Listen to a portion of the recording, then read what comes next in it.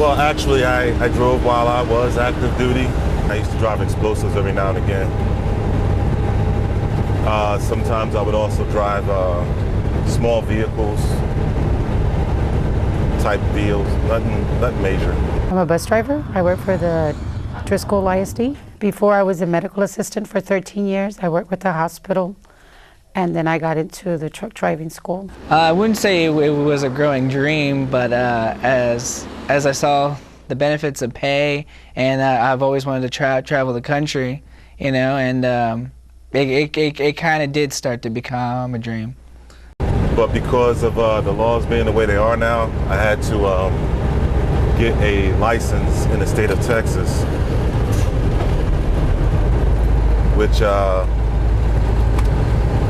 you would think that my military license would suffice, but it didn't.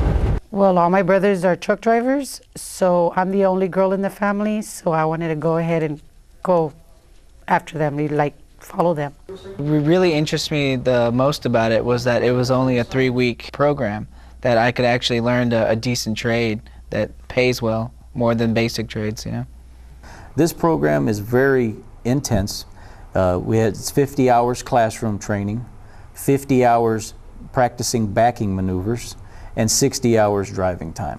That can be done in either the 3-week day or the 6-week night program. If an individual coming to the program without a GED or high school diploma, we would give them what's called a TABE test. It's an assessment test to make sure that they're at least on an 8th grade reading and writing level. Classroom time is invaluable, but for new drivers, the hands-on is invaluable also. Right off the bat, there's a definite gain in knowledge automatically, because I didn't know about the 70-hour rule. I never had to apply it. As a federal employee, I didn't have to worry about it because there was always a lot of us around. So there was always somebody there to drive the truck. But as far as, you know, knowing the local state rules, yes, there was a lot of learning. We teach backing up, backing into alleys and docks, right-hand turns, left-hand turns. It's a lot more difficult because you've got 50 feet of trailer behind you. It's not like your car. When you get to the intersection, you just make a right-hand turn. You have to go through the intersection, halfway through the intersection, then make your right-hand turn.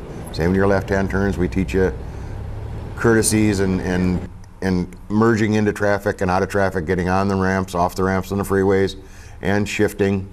Shifting. Not complicated. It's just timing. Every truck has a different rhythm. That's what I like to say. And you never know what that rhythm is until you actually get behind the wheel.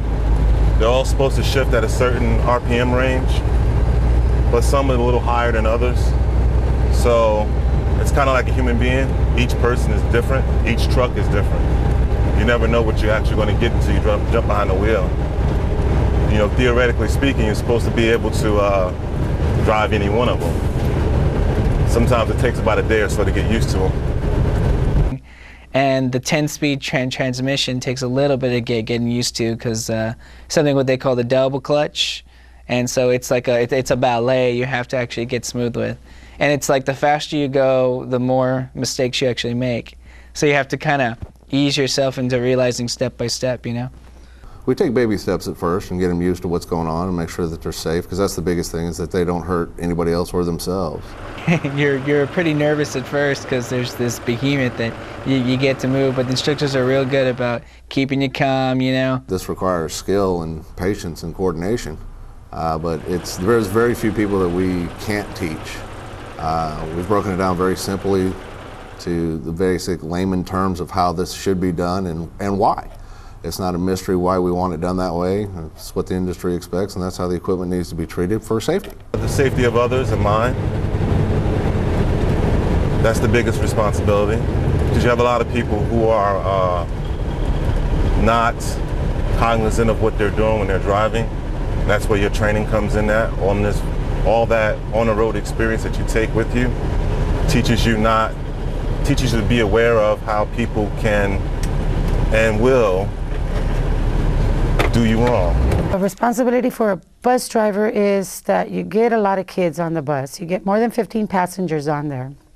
And you really have to be very, very careful because these kids, I mean, they're from pre-K to high school. And you don't get them all at once, but you get them, you know, different grades at different times to take home or to bring to school. We take a lot of pride in the training that we provide these individuals because it's a dangerous job.